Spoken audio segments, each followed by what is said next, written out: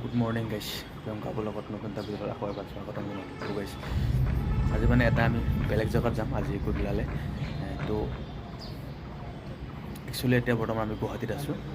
গুৱাহাটীত আহি আমাৰ এই স্বাধীন ছাৰৰে ছিনিয়ৰ ছাৰ তেখেতৰ মানে পৰিয়ালৰ মানুহ আছে, তাতে আহিলোঁ।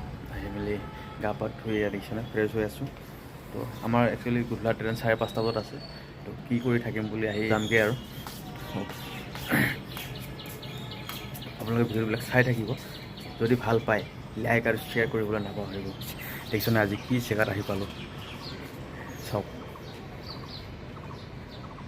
একচুৱেলি এইবিলাক ভগৱানৰ কৃপা, ভগৱানে লিখি থৈছিলে একচুৱেলি এটা দিনত এইটো জেগাত আহি পাব লাগিব বুলি। তো সেইকাৰণে আজি আহি পালোঁহি। তো আপোনালোকে চাই থাকিব নিশ্চয়। মই ভিডিঅ'ৰ লগতে আপোনালোকৰ মাধ্যমত লগ পাই থাকিম।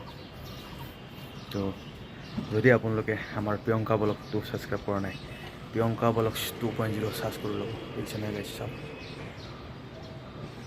এই ডাঙৰ ডাঙৰ বিল্ডিং।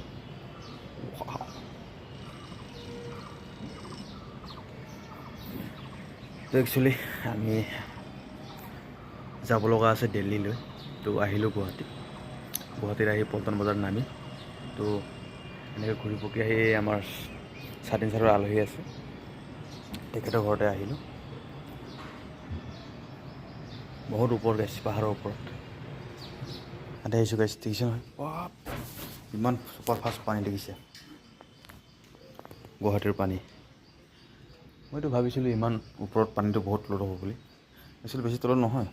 চাওকচোন হিচাপ কৰিম 1 2 3টা ৰিং, 3টা ৰিঙতে পানী আছে। দেখিছে নহয় ইমান ওপৰত পানী, পাহাৰৰ ওপৰত। তো আপোনালোকে চাই থাকিব আৰু নেক্সট ব্লগত আৰু লগ পাম আপোনালোকৰ লগত।